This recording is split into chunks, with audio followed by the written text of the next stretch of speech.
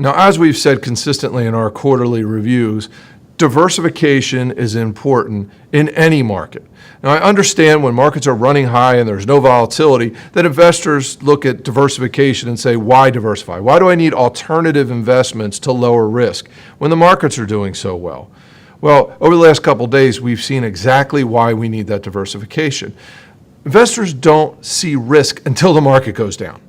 What we try to do is hedge against risk before that occurs. So having a diversified portfolio with alternative investments is just smart, and we need to do it. Now, whether you underweight or overweight those depends on the market and pricing. In our view, in bear markets, you want more equity exposure, public equity exposure. You want to take that risk. In bull markets, especially ones like this where we're 10 years into a bull market, valuations are starting to look a little bit high. We want to bring in more and more diversifying assets in the alternative investment space. Now, one of the areas we really like is private equity. Now, let me start by saying there's a lot of different types of private equity, and not all of them are priced effectively or efficiently. Some are definitely more attractive than others. We love cash flowing private equity right now, as an example.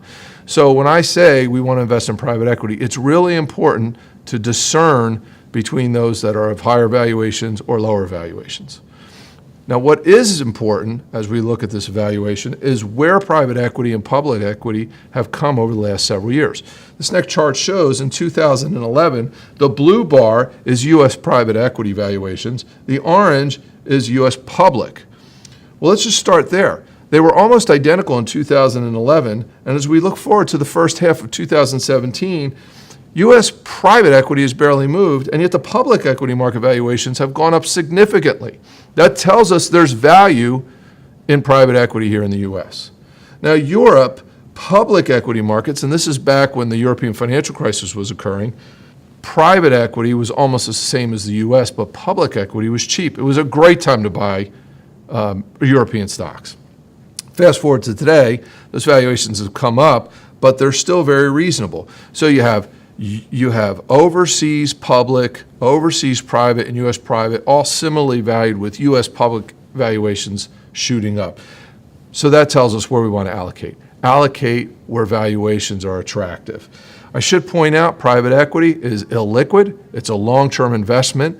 As such, we demand higher rates of return than public equities, but it's important to note this is not for every investor.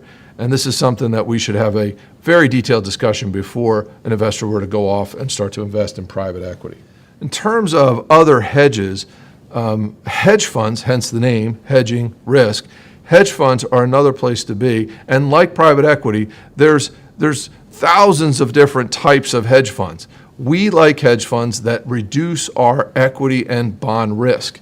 So as we can see in this next chart, since 2010, this is a chart of hedge fund returns when equity returns are negative. And as we can see, there's only a couple times, and more specifically November of 11, where we didn't get a hedging benefit from hedge funds versus equities when they're down. That dotted line is the average. And so, again, across the board, in negative periods, these funds add value. And it's important to note on this chart, sometimes hedge funds are down when U.S. equities are down, but they're down less. Whether they're down less or they're up when U.S. equities are down, that happens depending on the time period. The reality is it reduces risk, which again, long-term benefits the portfolio. The same, by the way, is true with interest rates. The next is hedge funds when interest rates rise. Again, when interest rates rise, bond prices go down.